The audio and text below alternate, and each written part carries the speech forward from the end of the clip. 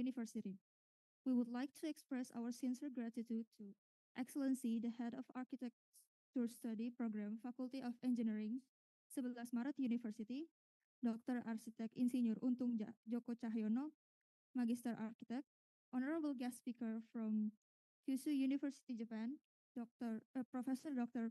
Engineering Hagishima Aya, welcome to Indonesia. Honorable lecturers and staff of 11 Maret University, and honorable ladies and gentlemen, the participants of the lectures. First of all, let's praise our God because we can gather here without any obstacles. Today is a great honor for me, Nurul Fatimah Sotining Bakti, to be standing here and welcome each and every one of you in this event.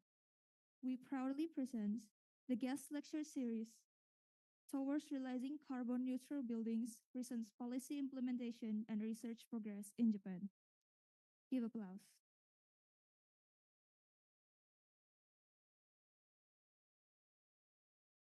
Next agenda is welcoming speech from the head of architecture study program. Ladies and gentlemen, we would like to invite Dr. Arsitek Insinyur Untung Joko Cahyono, Magister Architect. The floor is yours. Towards realizing carbon neutral buildings, recent policy implementation and research progress in Japan.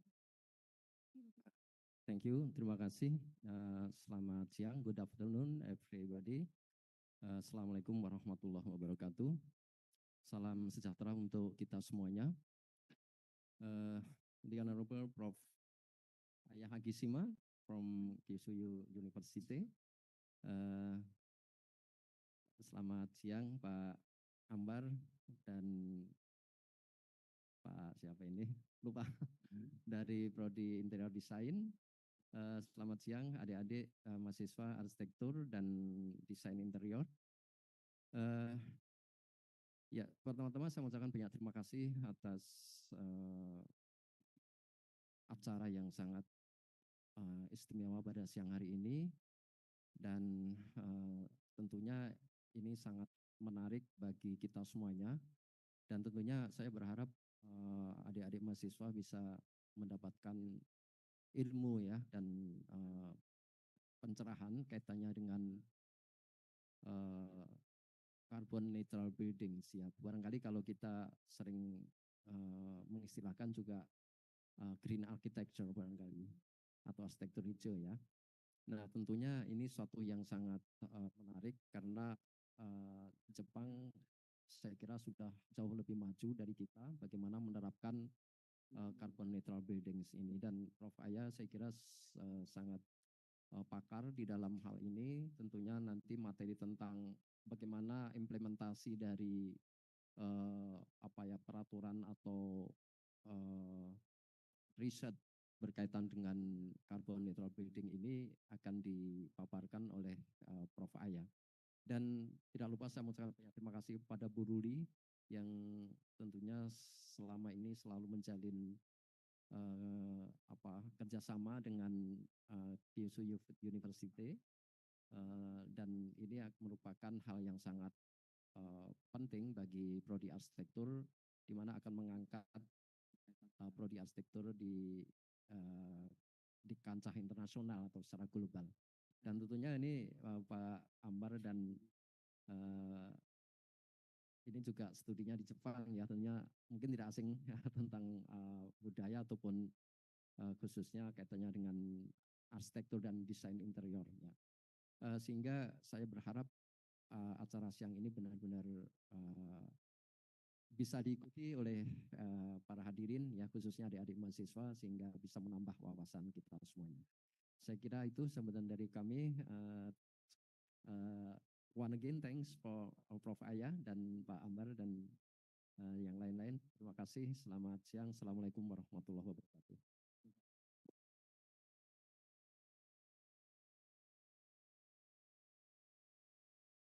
Thank you for the speech, Faundong. Moving to our next agenda is the lecture we have been waiting for. We are fortunate to have our guest speaker from Kyushu University, Japan, Professor Dr. Engineering Hagishima Aya. In this agenda, we will be guided by our moderator to listen about the lecture and discuss more about it.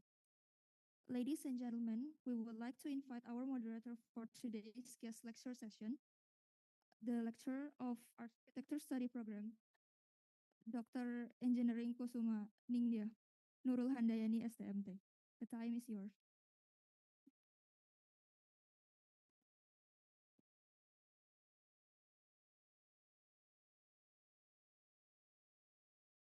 Oke. Tes. Assalamualaikum warahmatullahi wabarakatuh. Selamat siang.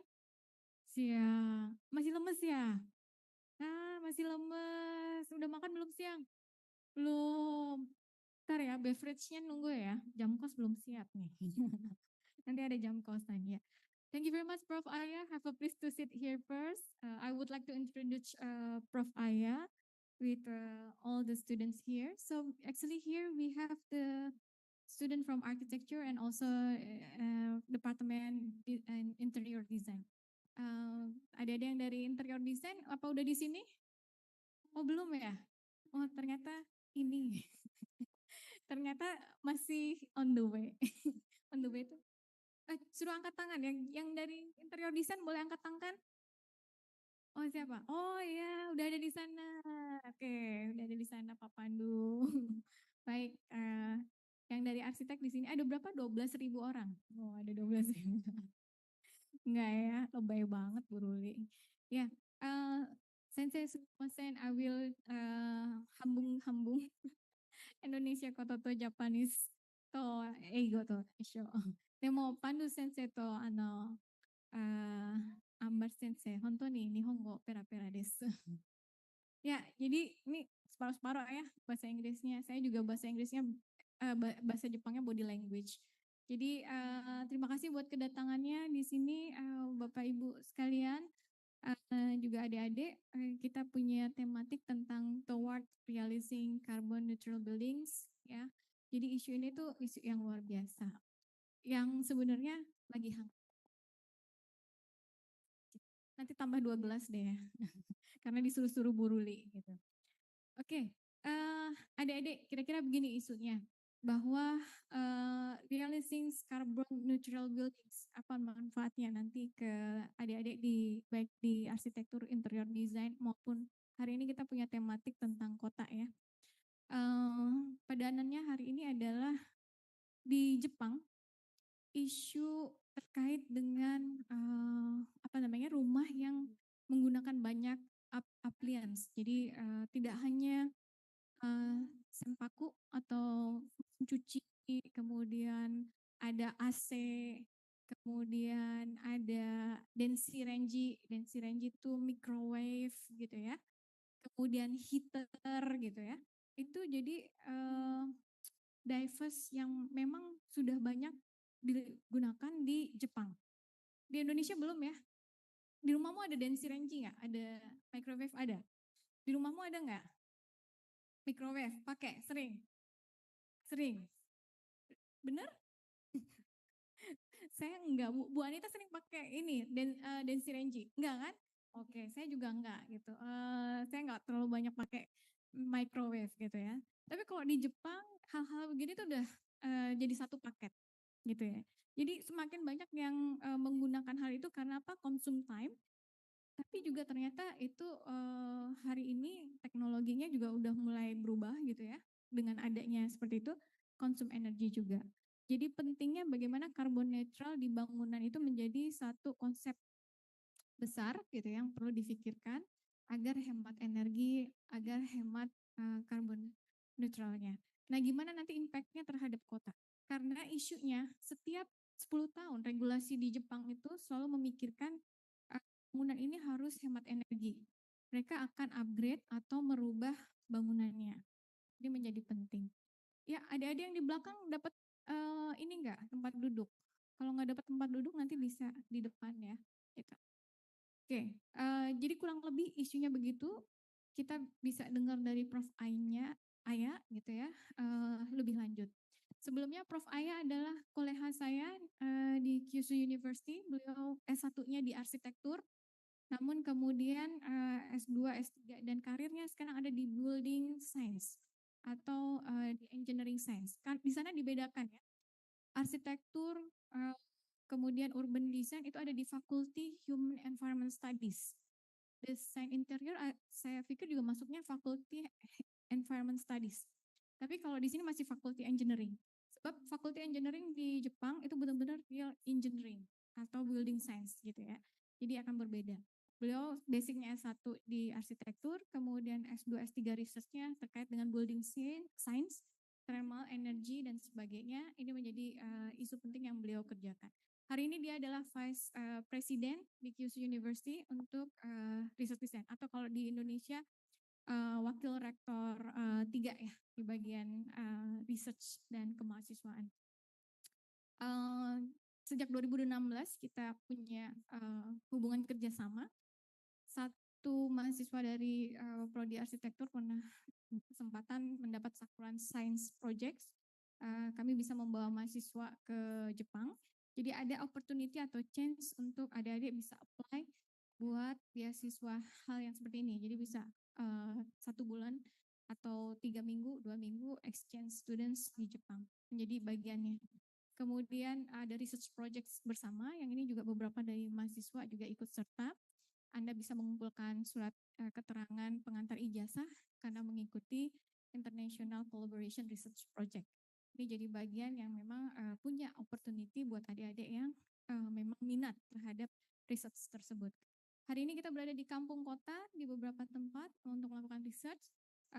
Dari kampung Solo juga menghasilkan 1 doktor dari Kyushu University gitu ya.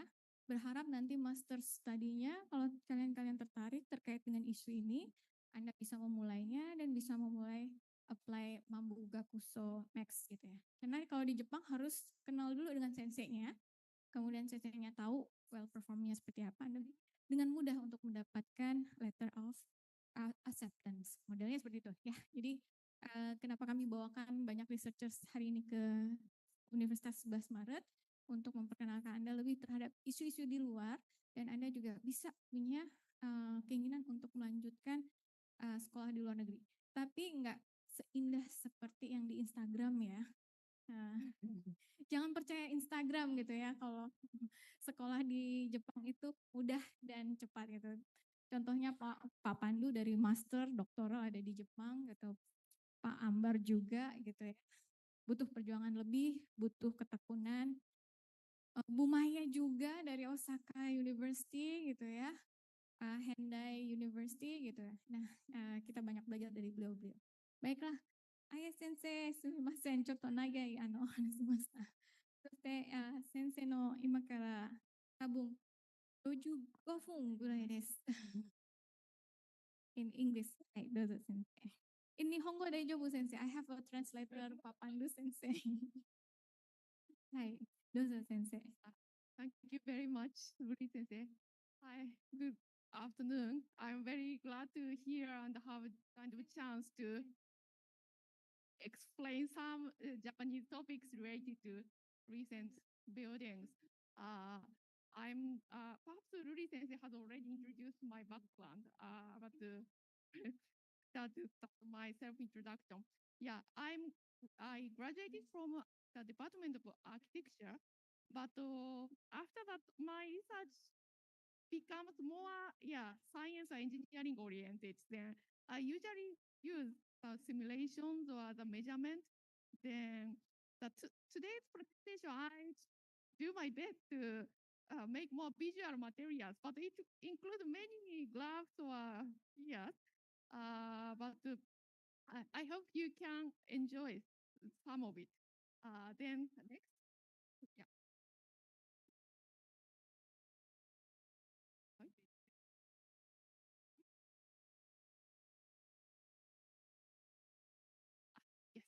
Then, as you know, buildings are very essential shelters of our life. Then it can protect strong solar radiation or rainfall. And in cold climate regions, the building shelter can provide a acceptable indoor air temperature. Then it's quite essential. And we spend more than 80% of our time inside buildings. It means the quality of a building is quite important for our health condition or the quality of life. But at the same time, to create comfortable indoor environment, we use much energy in buildings. Then now 36% of the global final energy consumption is contributed by buildings. Also 28% of the energy related carbon dioxide emissions is from buildings. Then buildings are essential for our life. At the same time, it is the very heavy environmental burden. Then we need to find a good balance between comfort and environmental impact. My research is related to this kind of balance. My original background is architecture, but my research includes not only the building itself, but also the urban environment. For example, urban heat island or how urban green can improve the environment. And recently, I'm also interested in the building energy consumption or how people use energy. Our better life. Go next. One.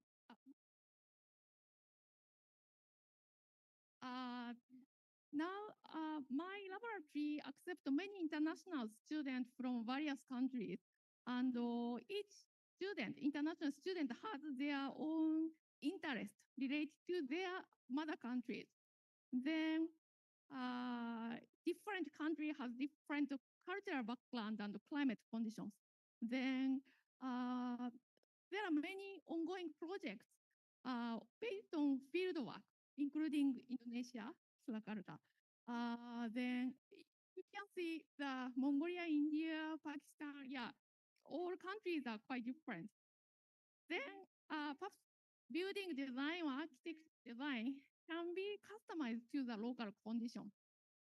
It is my main interest. Today's topic is but for specific to Japan, especially carbon neutral issues. Go next. Yes, then it's the outline of my talk.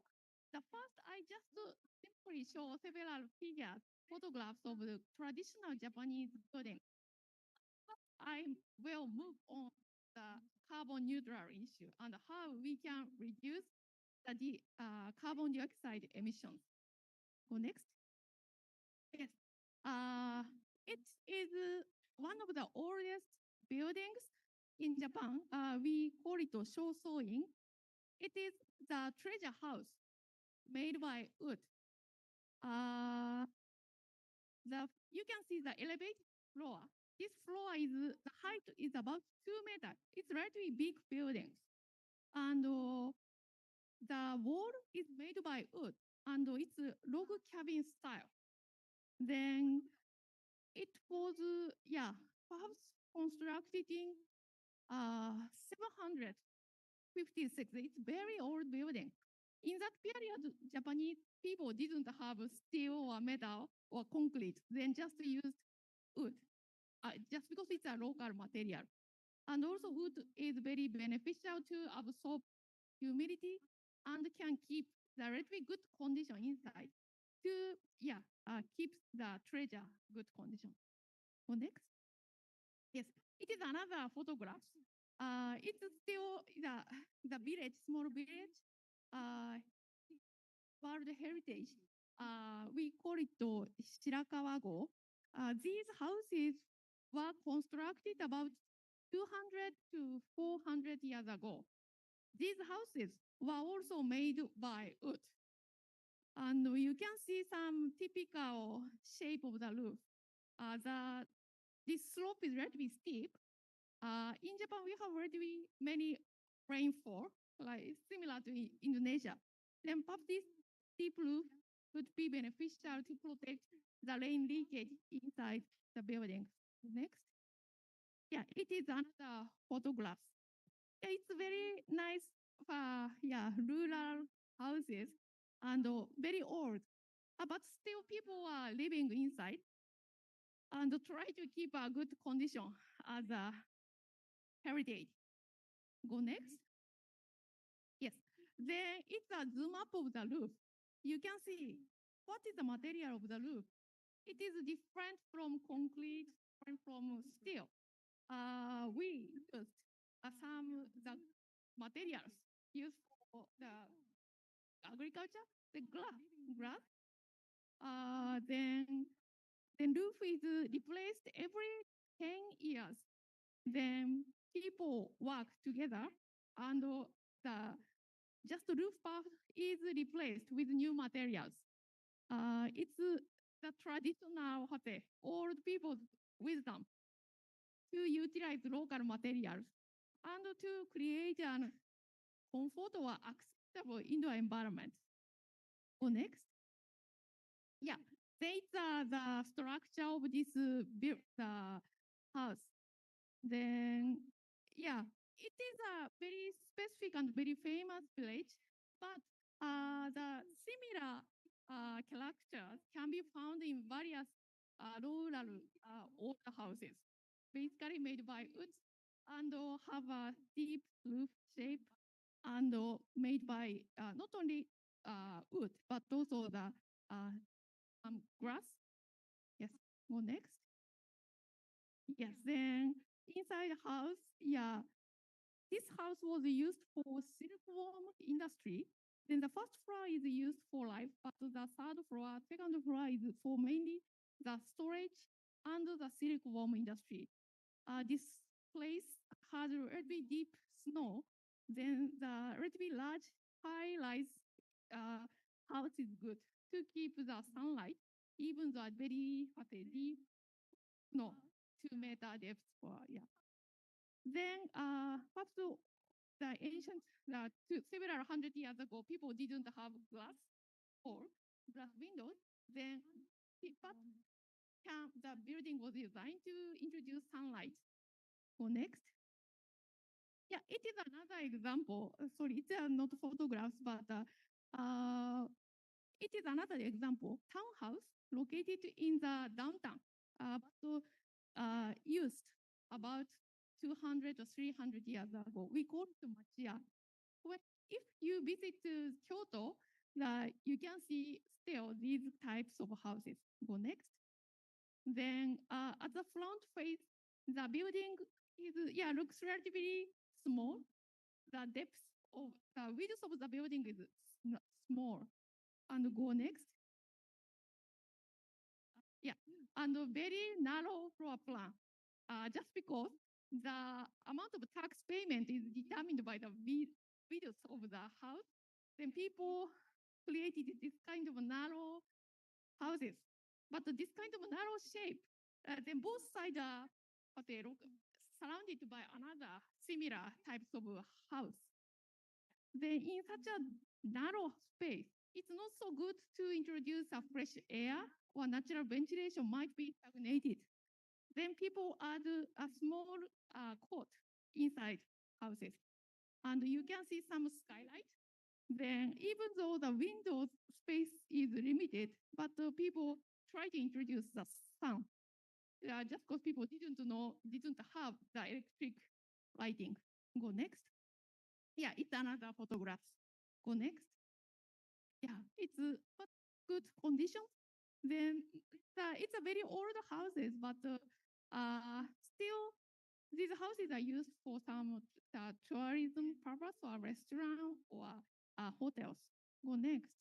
Yes, then people enjoy a small garden inside house, even though it is located in the downtown of the house, downtown of the city. Go next. Yes, next. Go next. Yes, and another example, it's a rural side village. It is located in Shimane Prefecture. Then the most of the land is for rice field. But you can see the house is surrounded by trees. Then, yeah, go next. The house is really old, but classic Japanese style. Then they are built by wood. Go next. Then people try to maintain the good appearance of the trees. It is effective to protect very strong cold wind. Go next. And the last is relatively modern Japanese architect. It is designed by Tadao Ando. Do you know his name? Uh, yeah, thank you. Yes, I think he is very famous as a very minimalism design. Then the material is completely different from previous many old architects buildings. But we can find some similarity, very simple design. And compared to the recent Japanese houses, almost nothing, just space and the good, well-designed architecture to introduce natural ventilation or lighting. Yeah, wonderful. But actually, it's the constructed in 1976. Already, it's very old buildings. Nowadays, unfortunately, Japanese houses becomes very industrialized and losing this kind of sense of beauty, I think. Go next. Yes. Before going to the recent situation, let me show you the graph of the ownership of home appliances. The vertical axis indicates number of appliances per 100 household. Then 100 line indicates at least one, for example, TV or one refrigerator is owned by one house. Then you can see it's from 1970 to 2018. Then the Tadao Ando's house was built near the beginning of this graph. But now all houses, most of the houses have multiple air conditioners and refrigerator, microwave ovens. Yeah. Then now the Japanese houses or buildings have become a collection of numerous appliances which consume much energy, electricity. Then in my personal impression, then previously, for increasing this kind of appliances, the building has its more fundamental value for people. Then the building design, shape, or proportion of the size window is quite important. But nowadays, which appliances are installed in this house? It is the primary value for most people. It's my impression. Yeah, then the relative value of architecture in the quality of life might have declined compared to the Ando Tadao, this kind of Sumiyoshi Nagaya. Go next. Then, what is the current idea of the Japanese house? It is this illustration is indicate the idea of zero energy house. Zero energy means the energy use and energy generation by rooftop PV is annually balanced. It is the idea. To realize this kind of buildings, we should install the PV panel on the roof. Also, there are many appliances, but these appliances should have very high energy efficiency.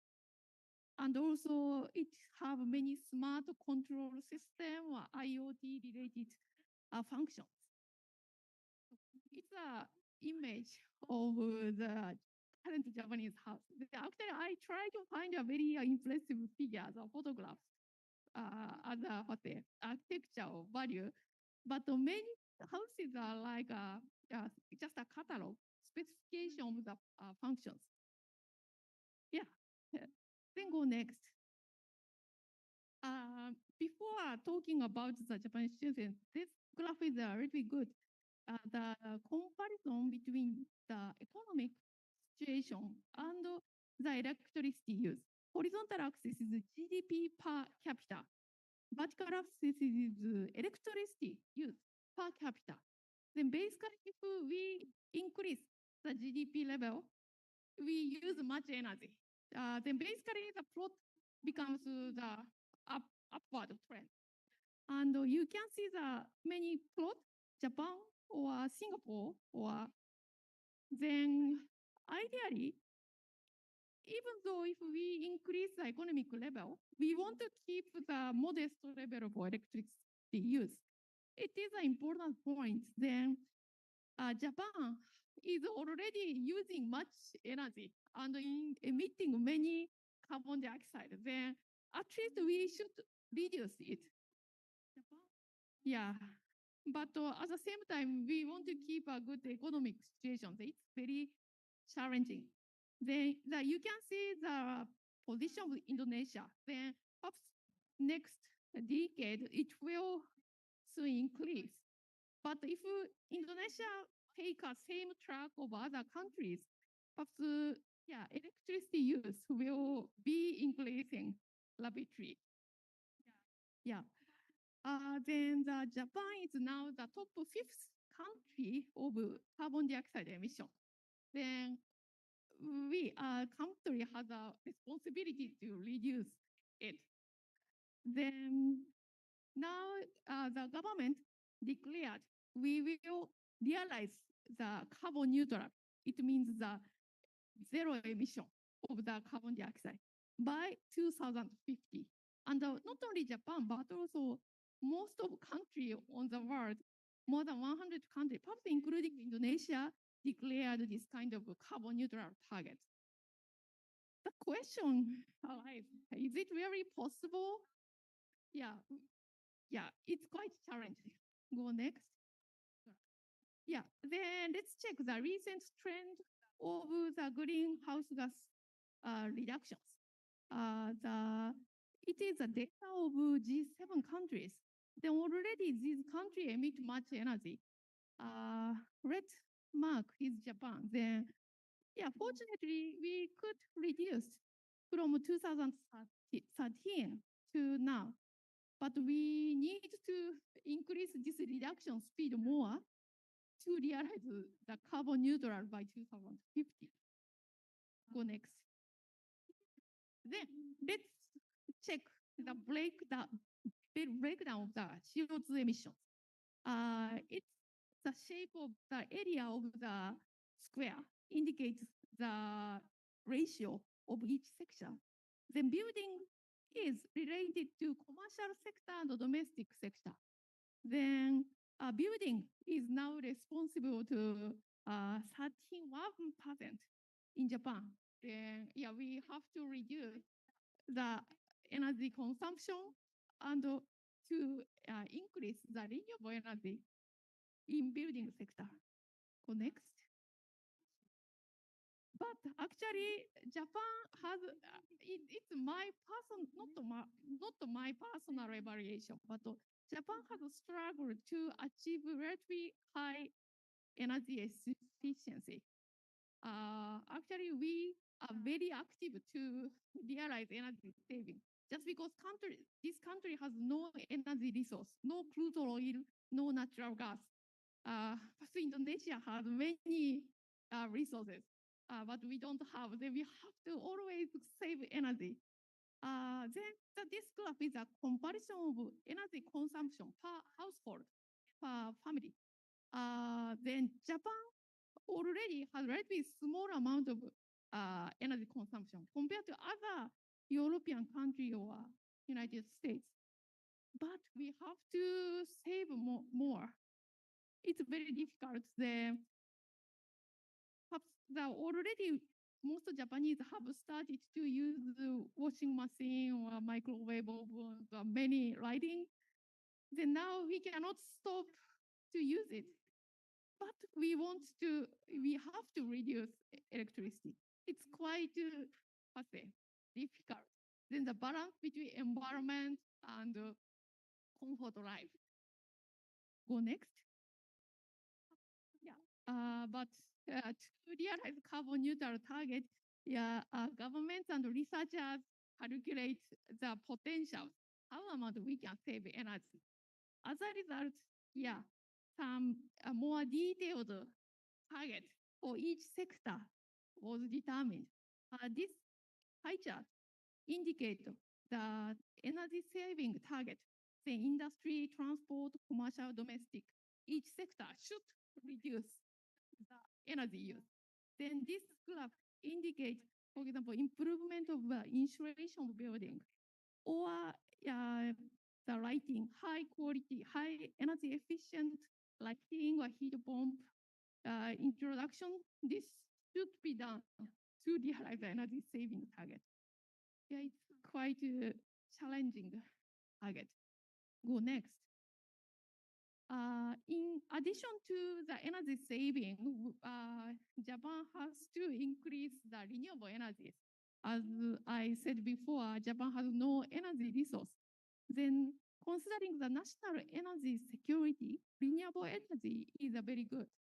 But actually, Japan has already increased much photovoltaic solar power. And Japan is a very small country. 80% of the land is mountain regions.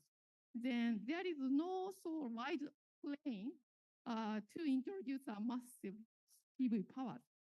Then the graph indicates the capacity of solar power per land area. Left one. The Japan is the top. And the right-hand side, capacity per flat land area. Japan is obviously top, the more than twice of the second position, Germany.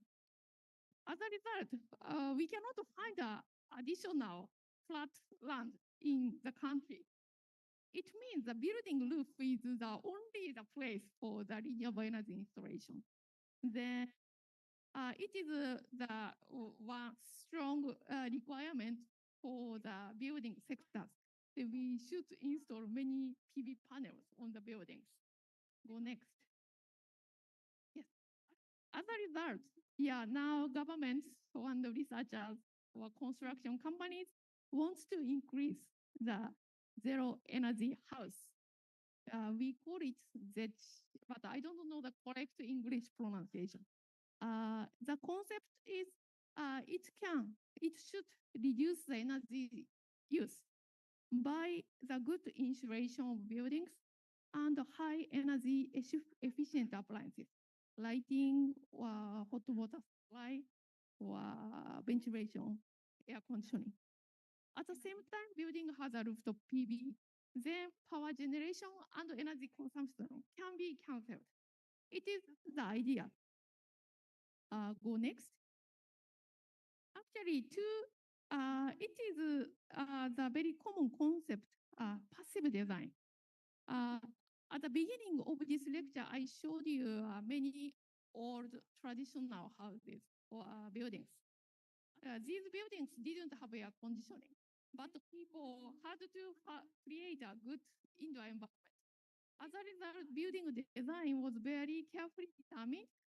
Then the same idea should be kept for the new types of building. Then passive design indicates the design without a mechanical technique, but can modulate the indoor thermal environment. Simply for passive cooling design, we can use effective solar shading, blind, or the good design of windows to introduce the natural ventilation. For cold season, solar radiation can be used to heat the indoor environment. Then, even though we shift to zero energy house with many smart appliances, but still this kind of basic design concept of architecture is quite important. Passive design. Go next. Also, actually building is different from vehicles. Vehicles are produced in a factory, then mass production system is the core of the vehicles. But building is designed for each location. Then the good design, but the good element of the design is important. Then it's one example. Japanese house prefer to have the tilted, the slope roof. Then some company produced, established the well-designed PV panels. It can introduce any types of roof shape. Go next. Or if building has relatively complex shape, but we want to install the maximum rooftop PV. Then some special design was invented. Go next. Yeah. In addition, government introduced many guidelines or benchmark system of the high energy efficient appliances. Then Panasonic, Hitachi, Matsushita, there are many industry manufacturer of the air conditioners or lighting. Then they have to increase the energy efficiency according to the government regulations. If they cannot satisfy it was announced to the public, then it's compulsory. Then gradually, the old facilities are replaced with new one with higher efficiency. Go next. Yes. Then, as a result, the government has some regulation which house can be categorized as zero energy house or not. If building is a high rise, actually roof area is limited, then zero energy house is impossible to be realized. But in that case, some secondary definition of the nearly Z house is introduced. Go next. But actually, government decided the target, and major home builders have already made some products. How about the reality? This graph indicates the ratio of zero energy house in newly built houses. The green line is the Japan total. Still only 24% of houses are satisfy. Only 24% satisfy the requirement of zero energy house. Then the problem is not only the technology, but also the house are built by local carpenters or the small companies. Then all companies should have necessary techniques or skills to build zero energy house. It is one barrier, not only the theory or the definition, but also the very wide scale policy to promote the zero energy house is quite important. So next. Yes. Then government introduced new subsidies to encourage this kind of zero energy house. Then it has worked relatively good. Then we hope the next 10 years, finally all buildings satisfy the requirement of zero energy house or zero energy buildings. Go next. Yes. Then the high-rise buildings case is very difficult to realize zero energy house because of the limited roof space. Then, but in the residential buildings market, the detached houses is about 70%. It means remaining 20% are relatively slender buildings. Then the special attention are required. Go next. Another issue is the rental housing. If people own the house, the investment for energy saving can be beneficial. Just because the next 10 years, people can enjoy relatively cheap electricity cost. But if it is a rental house, owner has no incentive to introduce high standard of zero energy housing. Then, it is partly related to the social system or the policy design. But now, when people select the room, we don't know how much electricity bill will be. Then now, government try to introduce some new system to clarify the building standard of each room. Go next. Another is stock issue.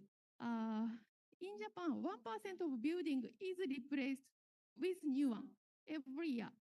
It means even though 30 years later, relatively old building remains just because building has long lifetime, 50 years or sometimes 80 years.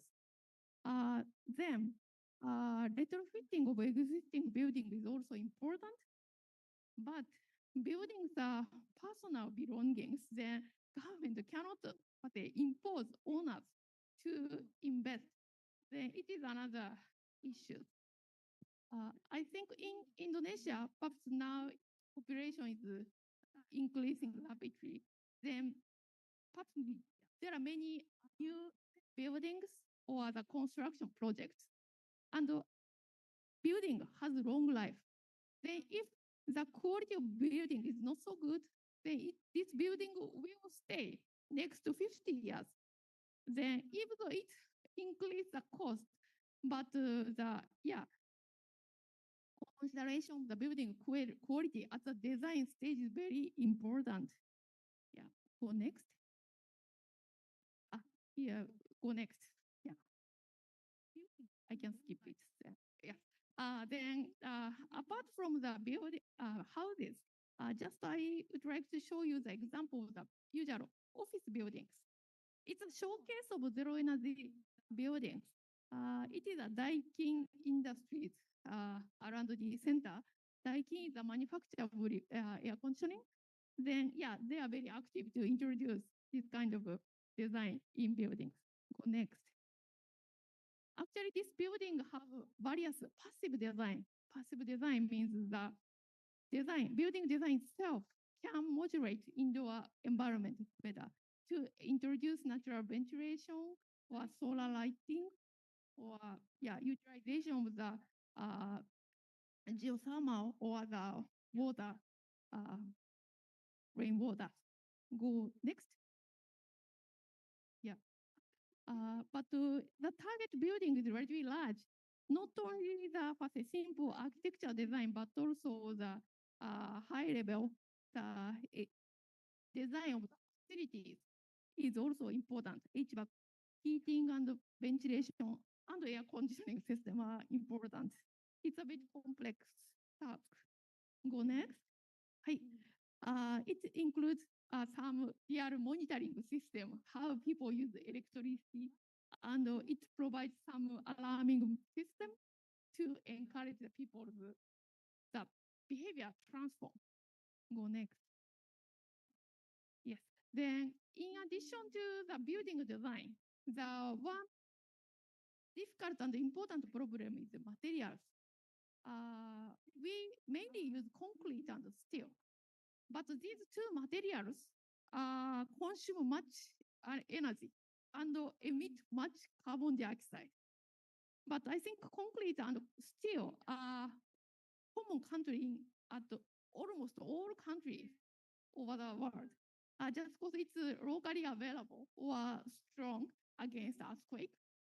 Go next. Then in Japan, the previously wood is the primary material, but because of frequent earthquakes now, high-rise buildings are built by concrete and steel. But now, researchers and construction companies are trying to utilize wood for high-rise building. It is one example. It's 10-story, 11-story building made by wood. It's a very nice design. Then wood is much less heavy than concrete. Then the structural design is quite different from usual concrete buildings. It's very challenging. But wood can capture carbon dioxide inside the bodies. Then it would be very beneficial for the carbon neutral. But still this kind of large scale wood structure is just the beginning of the implementation. There are only a few showcase projects, but in the future, I hope this kind of new technologies can become more common in various buildings. Go next. Yeah, another challenge is the changing new materials. Concrete, to create concrete, carbon dioxide is emitted much, but the chemistry related research area now trying to establish new types of concrete which can capture carbon dioxide. If it is possible, if so, quite it will become a very critical invention to solve the carbon neutral problems. But I heard still the research is the beginning of the stage. But yeah, if concrete process of the concrete creation can capture the carbon dioxide from the atmosphere, it would be wonderful. Go next. Then the last part, even though designers create a very nice zero energy buildings or houses, and the houses equip high efficient electric appliances, the people's behavior is also important. Then yes, we call it occupant behavior. This graph indicates the energy consumption of the about 400 houses. It is annual average. Horizontal axis is 24 hours to daily pattern. You can see many diverse patterns.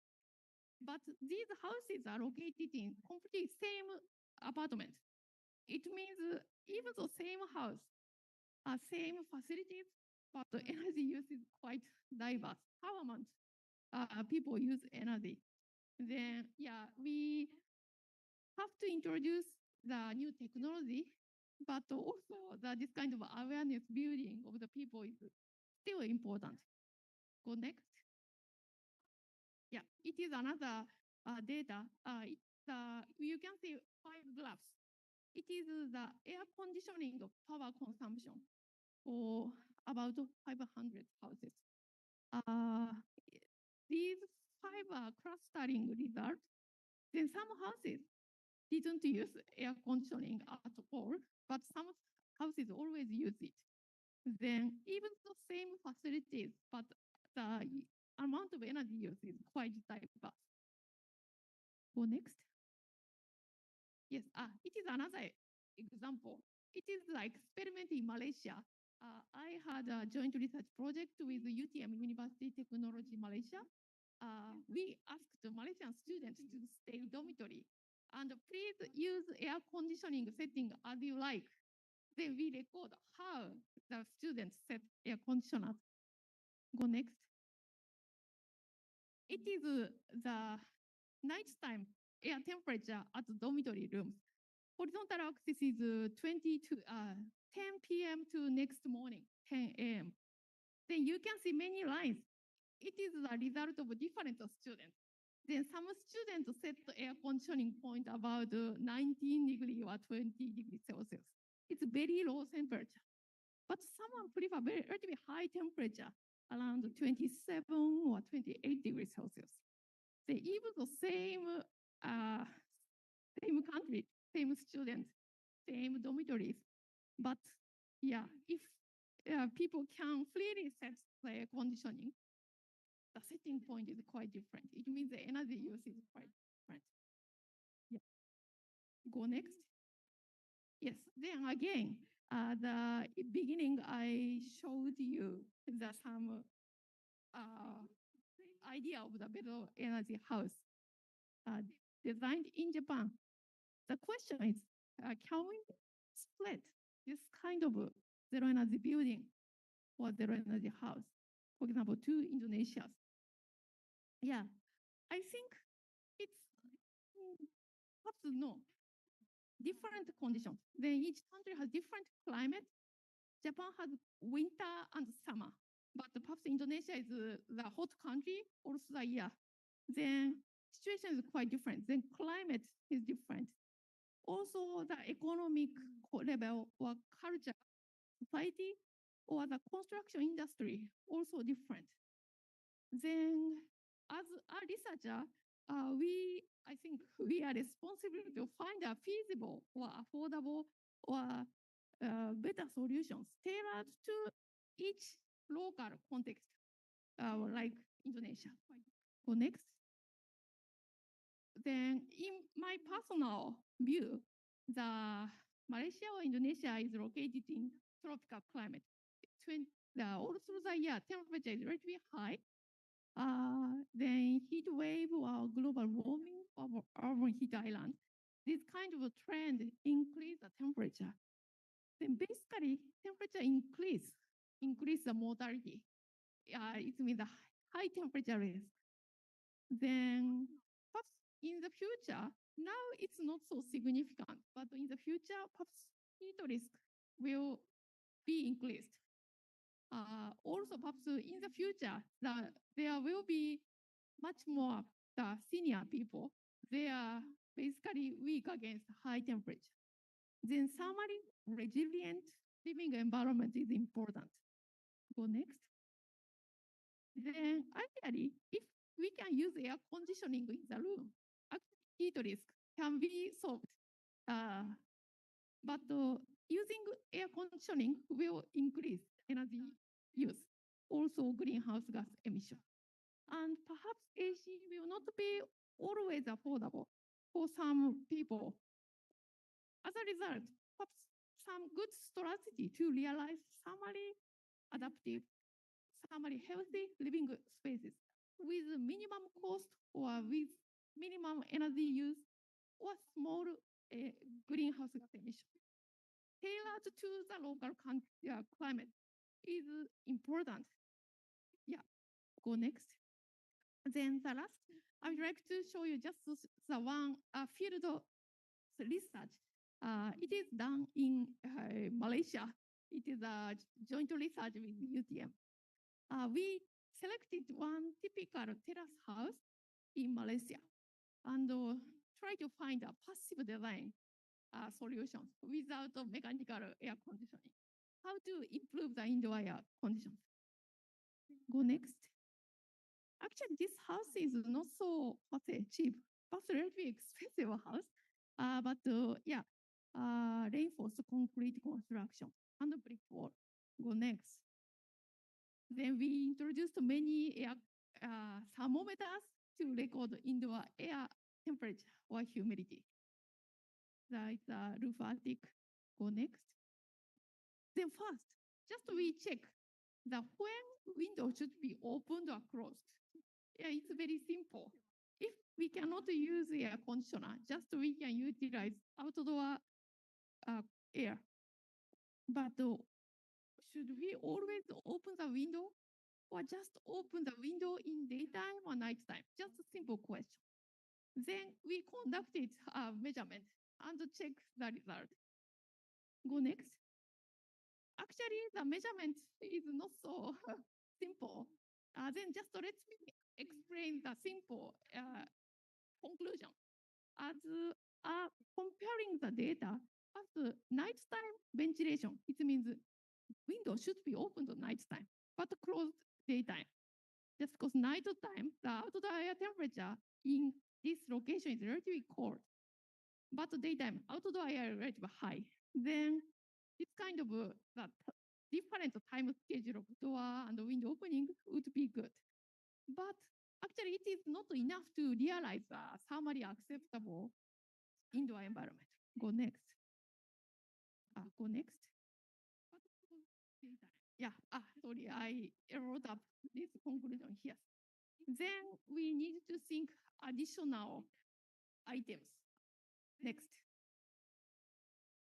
Yeah, actually, this house is a second story. Then the highest temperature is observed at the roof attic, just because solar radiation is heating the roof.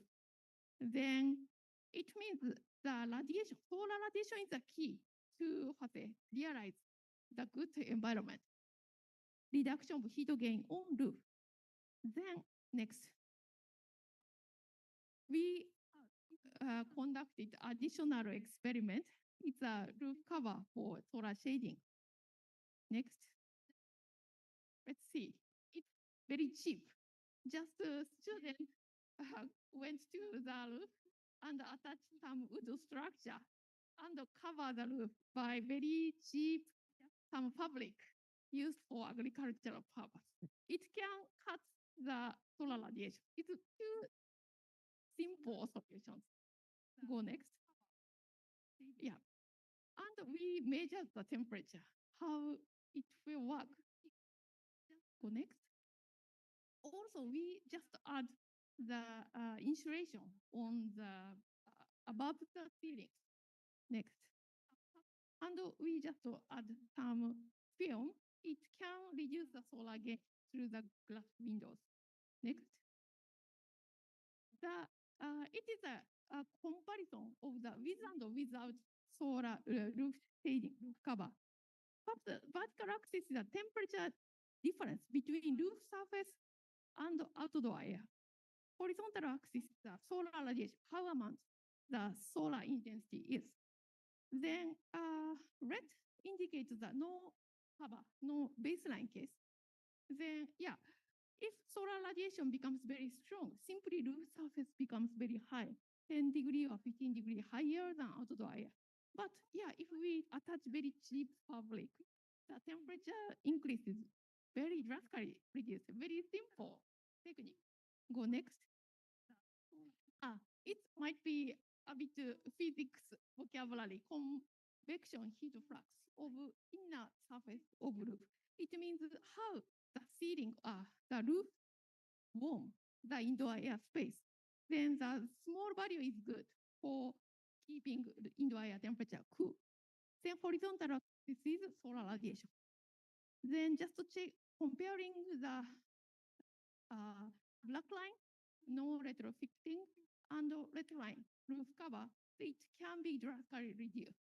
Yeah, then cheap method can improve the environment. Go next. Yeah, it's a comparison of the indoor air temperature of the second floor with and without roof cover. Unfortunately, this experiment cannot be done at the same time. Then the two dates have different climate conditions. But we can compare the blue and red color. The bedroom of no retrofitting and with roof cover, the temperature is almost same. In contrast, the outdoor condition, the with and without roof cover, actually with roof cover data, outdoor air temperature is 4 degrees higher, but still indoor air temperature is comparable. Then it suggests the roof cover can decrease indoor air temperature about 4 degrees Celsius. It's very drastic reduction. Then this house didn't use air conditioning, but can improve indoor environment. Go next. Then it's a very simple field survey, but we can say the some cheap or affordable solution can change the environment. Then even though people cannot afford the air conditioners, but perhaps there is something what we can do. Then the usual definition of, for example, smart house or the zero energy house, it includes many expensive devices or facilities or rooftop PV. But we can propose different ways. Smart means wisely designed house, which can be realized with affordable cost. In this case, we use just a ceiling insulation and roof cover for Malaysian terrace house. Then this kind of solution can contribute to reduce people's health risk or energy use or greenhouse gas emission. Then it's just a simple case study, but we should consider the local condition and try to find a diverse possibility, not simple import from the other countries showcase. Go next. Yes, then it's a final conclusions. Then the former part is about the Japanese situation, but yeah, it include relatively expensive solutions, but we are trying to implement and to realize carbon neutral society. But the solutions should be different according to the locations. Then aiming for carbon neutral society. So what is our future buildings or houses tailored to Indonesia? It will be a very interesting topic. And yeah, it's not so simple questions, But yeah, there are many possibilities from many people's ideas and opinions. Thank you very much. Yeah, that's all.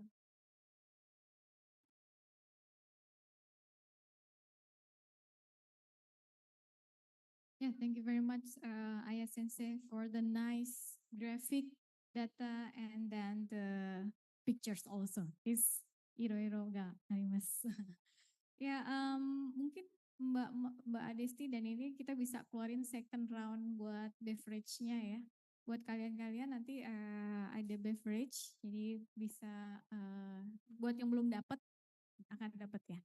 Baik, adik-adik, jadi ini sedikit menyimpulkan dari kuliahnya Prof. Aya hari ini terkait dengan zero energy adalah ya kebutuhan itu menjadi penting di negara berkembang ini sudah menjadi bagiannya dan lebih advance. Bagaimana dengan kita di Indonesia gitu ya pertanyaan. Untuk menjadi seorang arsitek, desain interior juga, setidaknya Anda bisa memahami isu ini bahwa tidak hanya bisa mendesain secara cantik aja. Cantik is beautiful. Ada nggak sih buku itu? Ya nggak? Eka, kalau nggak salah satu penulisnya ada Eka something gitu ya, yang bukunya yang udah ditranslatein beberapa language gitu ya. Cantik itu sakit ya, atau beautiful is pain ya. Jadi tidak hanya bisa mendesain secara cantik, tapi ternyata nggak sehat gitu ya bangunannya. Tapi Anda harus berpikir sekarang, bagaimana mendesain itu cantik gitu ya di luarnya, tapi juga sehat. Jadi buildingnya sehat, interiornya sehat, pemilihan materialnya benar, konsum energinya sangat kecil gitu. Karena apa? Akan berkontribusi kepada urban heat islands. Jadi kalau hari ini kelasnya juga adalah kelas AKDK, Arsitektur Kawasan Desa Kota, maka satu single building akan berkontribusi besar jika itu tidak hemat energi pada kawasan di sekitarnya. So Sensei, before I give to the floor for the questions, I would like to question you. Actually, just I want to invite any questions about my Hi, Sensei. thoughts. Sure. Yeah. So my question is, according your experience having research in Kampung Kota at Surakarta, what do you think with this issue? Is Kampung Kota community as areas already have a zero emission house or with the natural, or should they put with the advanced technology? Then we can call it is Z or zero emission houses. Yeah. In my personal opinion, perhaps the compound houses, especially low cost houses, the people actually don't use energy at all or compared to Japanese situations. Then to realize modest living quality level, I think people can suitably use electricity, so the energies to realize a better environment.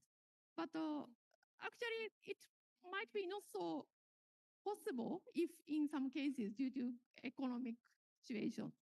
In such case, yeah, in Malaysian's case, we just introduced cheap roof fabric, but yeah, this kind of technique can drastically improve the indoor air conditions. Yeah, even though people don't use air conditioning or fans, then yeah, it might be different from the zero energy house of Japan, but the Indonesian can propose another types of the idea of buildings which have at least a modest indoor environment and a small amount of energy use. Yeah. Ya, jadi kalau bisa disimpulin, material yang murah pun sebenarnya bisa kalian temukan untuk mereduce heat di dalam rumah gitu ya. Salah satunya tadi pakai streaming line yang biasanya dipakai di pertanian gitu ya, itu bisa masuk di covernya. Jadi teman-teman buat teman-teman yang ada di urban heritage gitu ya, ini bisa jadi rekomendasi yang luar biasa kalau Anda ke kampung gitu ya. Ada yang di Kampung Mojo ya, Mas Tegar ya, itu panas banget ya rumahnya kan. Anda bisa sharing this knowledge going to the community in kampung people that under of the roof they can put it. Also another material that can be cheap to be used for reduce the heat ya. Maybe also bamboo ya Pak Ambar. Pak Ambar is doctoral from bamboo material. So bamboo is also part of the natural element or material that can Yeah. be. Actually, wood is very good material for the indoor environment. Then, according to the campus survey, we measured indoor temperature of 17 houses, relatively good big house and very simple cheap house. But actually, it is not true. The good house has a good indoor environment. Some house made by the wood board, nighttime temperature is very low, just because outdoor air is low. But the big house made by concrete capture the heat during the daytime. Then at night, it's relatively hot. Then yeah, but then wood is might be good. Wood for is some- good. Yeah, I think. I think that wood is coming from Indonesia. Sensei. 10 stories buildings, wood is from Kalimantan Forest. Oke, saya lempar pertanyaan. Bagi yang bertanya kami akan kasih voucher gitu ya. Ada yang bertanya dari sisi kiri? Nggak ada. Marius tadi udah dapat voucher ya. Ada yang bertanya? Oh oke, Shane. Ya silakan. Maju ke sini deh. Sini aja. Ya nih nggak ada yang lari-lari. Gak apa-apa nak, sini nak. Hati-hati ya, tadi ada yang kepleset loh ya mbak-mbaknya. Siapa yang kepleset tadi? Aduh kasihan. Saya takut lagi. Hello, Professor Aya. My name is Shane. I'm in the 6th semester of Architecture Department. So I would like to ask, there's a lot of interesting topics in the lectures, and I heard that Professor Aya said that Japan has no energy source, has no original energy source. So I'm curious, other than the solar panel energy source, what other energy source that mainly used in Japan before the usement of the solar panel? Yeah, actually, then Japan has to import crude oil, natural gas, coal. Everything comes from outside Japan. It's expensive, and now price is increasing. Then, yeah, country wants to cut this kind of oil for natural gas import. Then, yeah, renewable energy is very good. Yeah, PV is available in Japan, but yeah, everything is the import from outside. Yeah. Yeah. Also, emit much the carbon dioxide. Yeah, yeah. Okay, I think that is enough. So mostly the energy was imported from other countries. I think that's my only questions. I'm only curious about that. Thank you so much for the lecture today. Ya, tepuk tangan dong. Nice question ya, Shane. Oke, sudah mewakili dari sayap kanan saya. Sayap kiri saya ada yang bertanya. Oh, nice. Oke, silakan. Silakan. Shane nanti dapat voucher, Mbak Panitianya tolong dicatat ya. Vouchernya adalah di jam kos. Bisa ditebus di jam kos. Wah, satu lagi dari jam kos. Okay, thank you. Good afternoon, Professor Aya. My name is Farah. I'm from Architecture 2020. Before I start asking my question, I want to thank you because you already stated the strategy for you to increase the zero energy house in new housing and then retrofitting the existing house, including the affordable solution. What I want to ask you is sometimes the housing in Indonesia are located near the main road or a very busy road. So even if we're going to apply the affordable solution with opening the ventilation and such as that, the air pollution will come inside the house and then endangering our respiratory system. So is there any solution for that? It's quite a difficult question. Yeah, then it means that background condition is, air pollution is, I think, common issue of many Asian countries. But according to Japanese experience, the important point is the reduction of the emission source.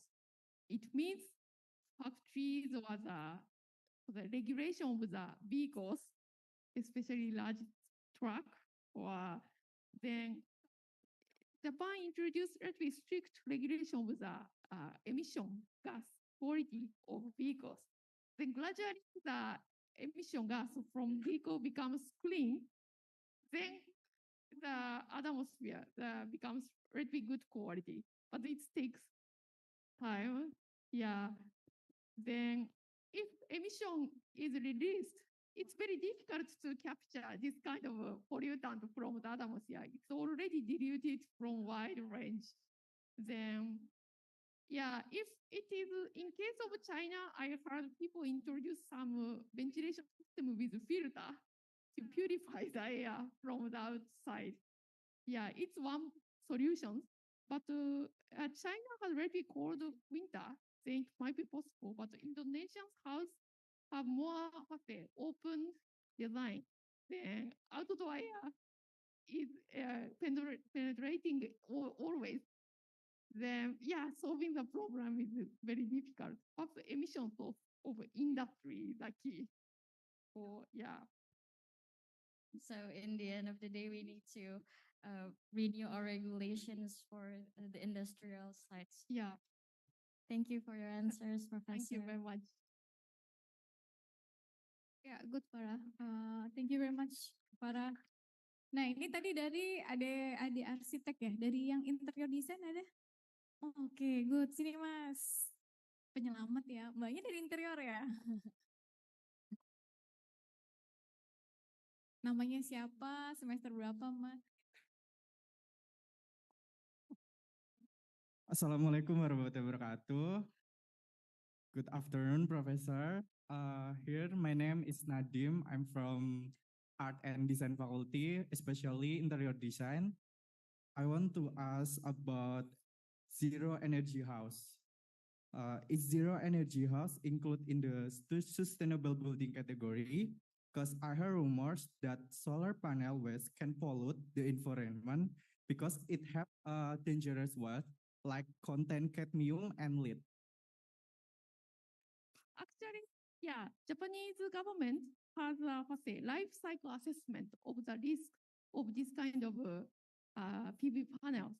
Then from the creation of the panel, collecting the material and the disposal, all through the lifetime, then the life cycle impact of not only carbon dioxide, but also material release are evaluated.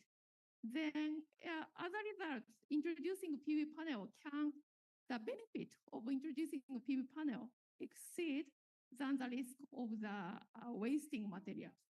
But at the same time, the Japanese government has a very strict regulation of the control of wasting materials. Not only the industrial materials, but industrial products, but also the usual papers or plastic or can. We have to separately put to the garbage, and it is suitably processed. Then but if the government doesn't have such a suitable measures to control the wasting materials, it will make problems. Then the holistic design is important, not only introducing PV panel, but also the control of the wasting is important. Yeah. Okay, it means Japanese people can process the dangerous waste. Yeah. Okay, thank you, Professor. Thank you very much. Thank you Nadim. Satu lagi ya kalau gitu. Tapi gini Mas Mbak semuanya, jadi ini nggak akan berhasil kalau nggak ada regulasi. Regulasi itu penting sekali. Di Jepang, they have strict regulations, so it will be impact to the environment. And every 10 years, the building should be evaluated. Is it right, Sensei? So meaning, like in my city, Fukuoka, there is a lot of development because they try to demolish the old building. So it's such a consumer money also. But yeah, they can do. The tax can be build a new house. It's not like here. The tax can be by Rubicon or Moge. Yeah. There, they really do the evaluation of the old building and remove the not good one that waste consume energy and changing to the technology of the good Yeah, one. Right, yes. Sensei? Yeah. Right. Then the all part of the building should be separated when the demolition. And Right. some of part is used Still for use it. recycling. So- Yeah. The other thing is the lifestyle. And I think all students is also can be influenced by the influencers Instagram that living with awareness, ya enggak? Go green, hidup dengan berkesadaran gitu ya. It's part of the lifestyle gitu ya.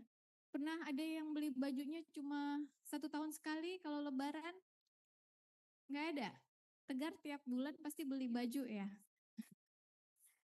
But it is very important ya, that you really realize your clothes and then you're not changing because it's consume a lot of energy.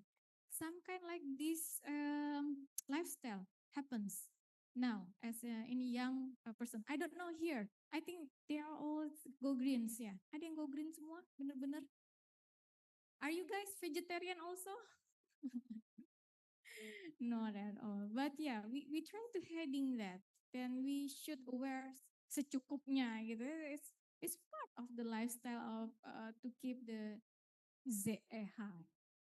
Okay, another question. Is it coming from the lectures? Ibu Maya, Patije. Okay, have a please. Dr. Sensei.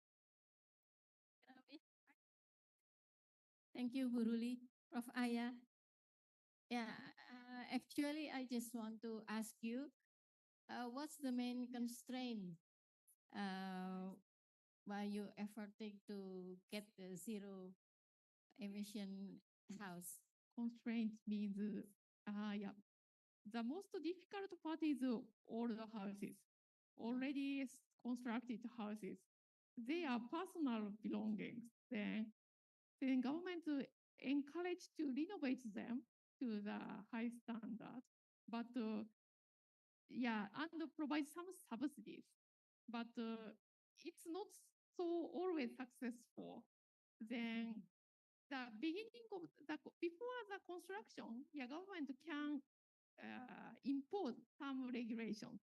The new Yeah. houses already satisfy the requirement, but old houses are very difficult to Difficulties. update or Yeah. innovate. Yeah, it is the most Yeah. challenging part. Yeah, Yeah, thank you. I think it's not easy. So difficult. yeah, and yeah. good It's a problem for economy or yeah, not Yeah. so simple building. Depends yeah, on many yeah, things. Subject, yes. Thank you, Prof. Aya. Thank you very much, Bu Maya. Adik-adik, satu lagi informasi yang bisa saya sharing. Rural area dan urban area, which one do you think that's consume a lot of energy? Urban or rural? Who is going up for the urban area? Angkat tangan yuk. Mana yang paling banyak mengkonsum energi menurut kalian? Urban atau rural? Di desa apa di kota? Kota. Siapa yang kota? Yuk, up your hands. Urban, urban, urban. Siapa yang rural? Yang di perdesaan? Angkat tangan dong. Oh, nggak apa-apa, Dek. Yuk. Desa ya? Oke, 1, 2. Ada lagi? Oh, 3 juta orang yang memilih rural area. So, Sensei, they said rural area is less consumed. What do you think, Sensei? Actually, perhaps the Indonesian situation, this is the correct answer. But in case of Japan, actually the living quality of rural and urban side is almost equal. It means the rural side, people have to use vehicles and emit much more energy or the carbon dioxide in most cases. And in rural side, people live in detached house exposed to outdoor air. The air conditioning load becomes high. Then sometimes, or first most cases, rural houses consume much energy than urban. Small houses densely populated in apartments. then it is the Japanese situation, just because living quality is almost same. But in Indonesia, perhaps it's different. Yeah, perhaps the rural and urban difference might be related to some infrastructure or the ownership of appliances. So, naruhodo nih sensei. Jadi kalau di Jepang, di rural area itu malah consume a lot of energy. Karena pendapatan per kapitanya udah sama di kota. Jadi yang bekerja di pertanian tuh bukan orang miskin ya. Petani di Jepang itu orang kaya, okane mochi. Kalau di perdesaan, kalau di sini kita lihat, wah okadenai ya. Kalau di Jepang, okane mochi, orang kaya semua gitu. Jadi mereka apalagi detached house gitu ya, rumahnya besar gitu. Sawahnya luas gitu. Kan tadi lihat ya yang di Shirakawa Go, terus habis itu ada di beberapa rural area. Boleh nggak ditunjukin slide-nya Mas? Di Simane gitu ya. Rural areanya tuh rumahnya gede besar gitu ya. Itu malah ternyata consume a lot of energy. Karena apa? Di negara 4 musim, ada musim winter sama musim panas. Itu kalau panasnya Masya Allah, bujubune bikin pusing kepala gitu ya. Nah, surrounds-nya nggak ada kan gitu. Jadi expose-nya lebih besar. Maka dia harus pakai air conditioning yang lebih PK-nya lebih banyak, lebih gede gitu ya. Sementara kalau mereka tinggal di apartemen, tetangganya ngidupin AC. Sebelahnya kena kan, nggak perlu ngidupin AC gitu karena tetangga sebelahnya udah dingin gitu. Jadi bisa lumayan sharing AC gitu. Kalau saya dulu summer camp, in summertime, I'm never going to my house in Apato because it cost me a lot for the aircon. So I always be in the laboratorium until late of night, until the cooling situation at house, and I'm going back to my apartment. Also, when in the winter, I use the stove in my labo. Compared, I should have a stove in my houses because it's very cool.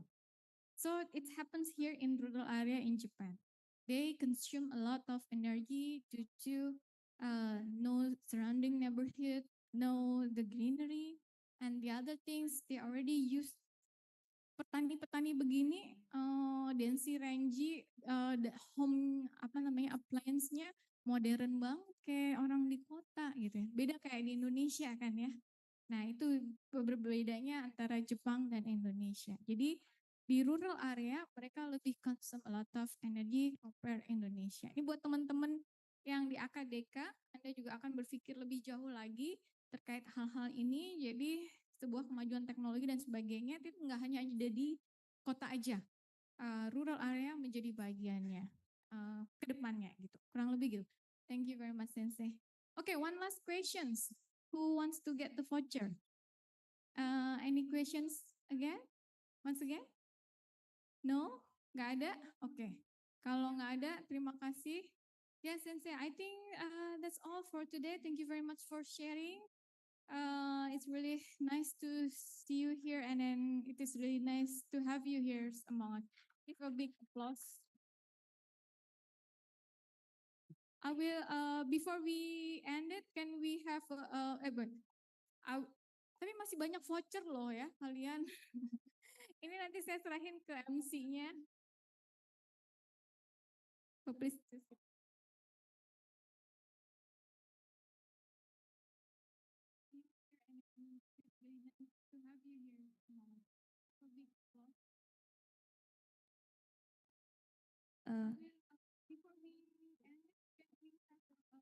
Jadi di sini ada 3 voucher lagi buat voucher jam kosong. Di sini aku ada beberapa pertanyaan buat Mas Mbak semua. Nanti yang bisa jawab bisa dapat vouchernya. Oke, jadi pertanyaan pertama mungkin ini agak out of topic dari yang tadi ya. Julukan lain dari nama negara Jepang. Ada yang tahu?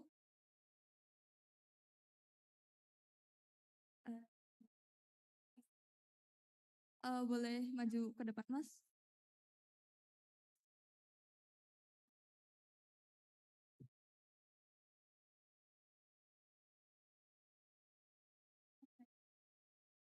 Kenalan dulu ya, Mas. Namanya siapa, Mas?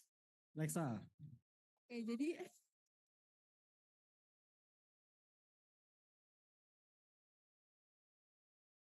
jadi jawaban buat pertanyaan tadi apa, Mas?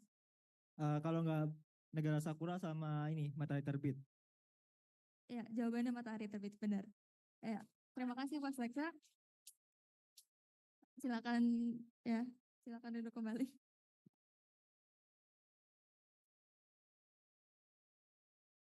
Oke, ini sisa 2 pertanyaan lagi. Pertanyaan selanjutnya itu ada stasiun tersibuk yang ada di negara Jepang.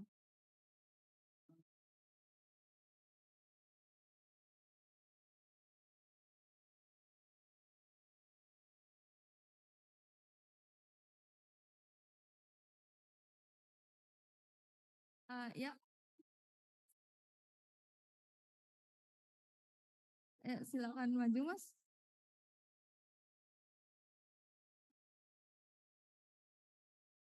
Perkenalan dulu ya Mas. Siapa namanya Mas?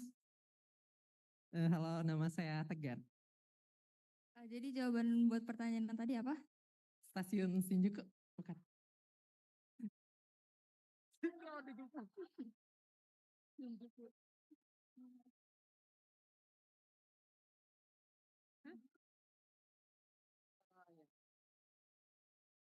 Salah gak sih?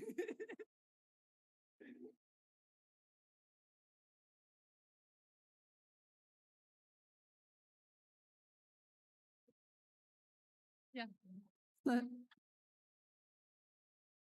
Stasiun tersibuk di Jepang kan? Di Jepang. Shibuya kalau stasiun tersibuk di dunia itu Shinjuku.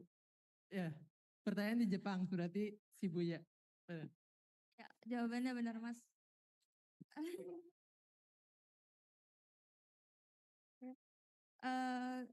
Terus ini pertanyaan terakhir. Mata uang. Jadi pertanyaan terakhir adalah mata uang negara Jepang. Aduh.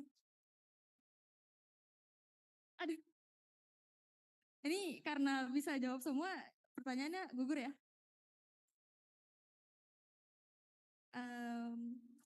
Ini ada satu pertanyaan yang agak relate sama kuliah yang tadi diberikan sama Prof. Aya. Pertanyaannya adalah home appliance di Jepang yang paling banyak digunakan di tahun 2018. Home appliance di Jepang yang paling banyak digunakan di tahun 2018.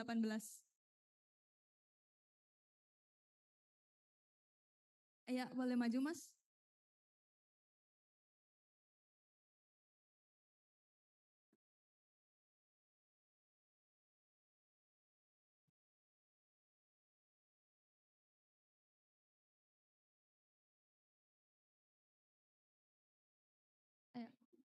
Boleh kenalan Mas, kenalan dulu siapa namanya? Usman. Mas Usman, jadi kira-kira jawaban untuk pertanyaan yang tadi apa Mas? Air conditioner. Iya, betul.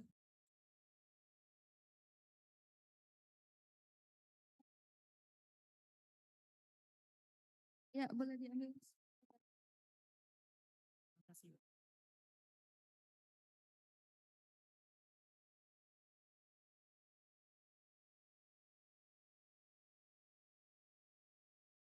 Oh, ternyata kita ada 2 voucher tambahan, jadi 2 pertanyaan tambahan. Masih relate sama yang tadi, kuliah yang diberikan. Itu negara Jepang masuk ke urutan berapa dalam negara yang mengeluarkan emisi karbon terbanyak? Iya, Mbak yang di sana boleh maju.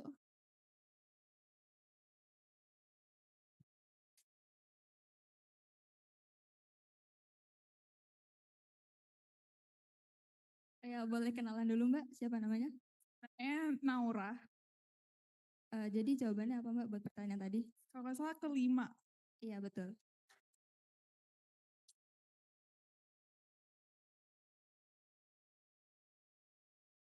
Oke, pertanyaan terakhir.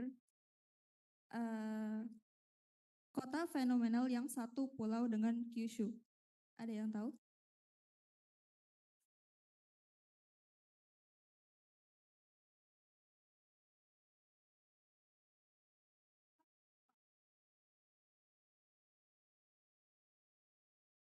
Ada yang tahu nggak kira-kira Mas Mbak semua di sini?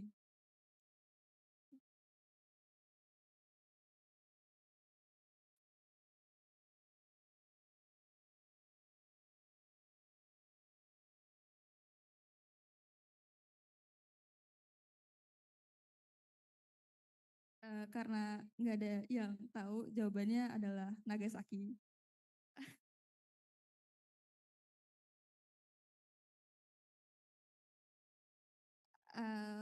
Mungkin pertanyaan terakhir, ya. Buat di awal presentasi tadi kan ada gambar struktur rumah ya.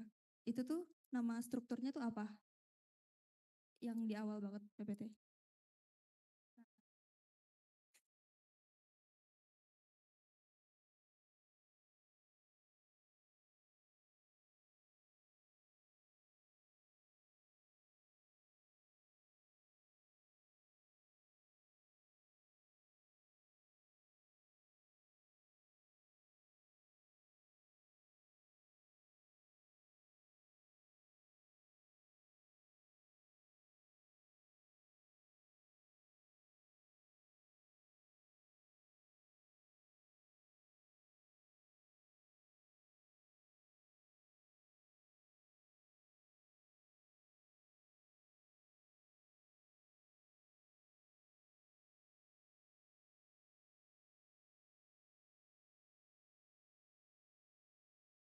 Ada yang mau jawab buat pertanyaan yang tadi?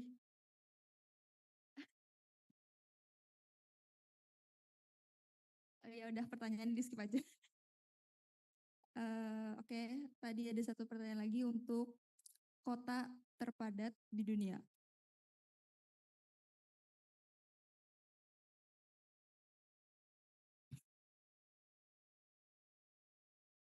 Oh ya Mbak yang di sana boleh maju.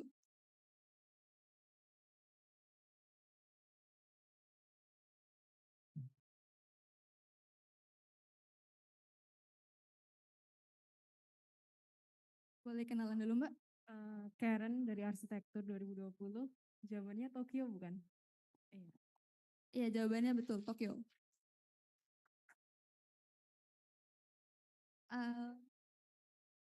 Karena pertanyaannya udah habis dan door prize-nya juga udah habis. Ini agenda terakhir kita adalah sesi foto bersama.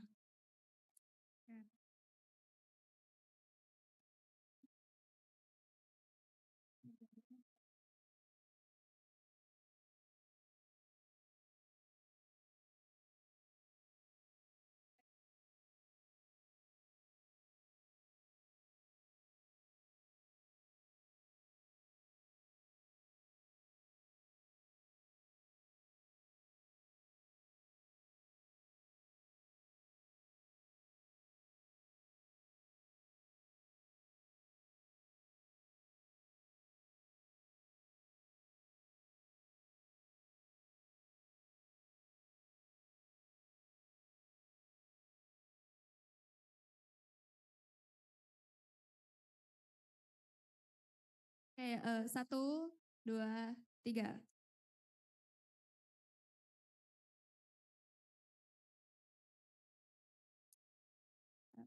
Oke, ganti gaya, ganti gaya. 1, 2, 3.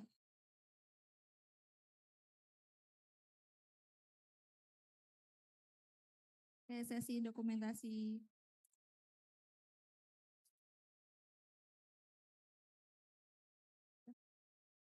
Okay, ladies and gentlemen, those are the agendas we have presented to you for today as we have finished our lecture.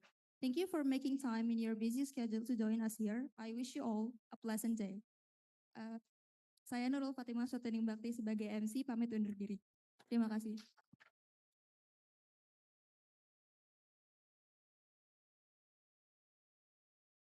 Teman-teman yang tadi dapat voucher bisa ke meja operator ya buat ambil vouchernya yang tadi bertanya. Sama Mas Marius tadi yang paling gentleman seangkatan 20.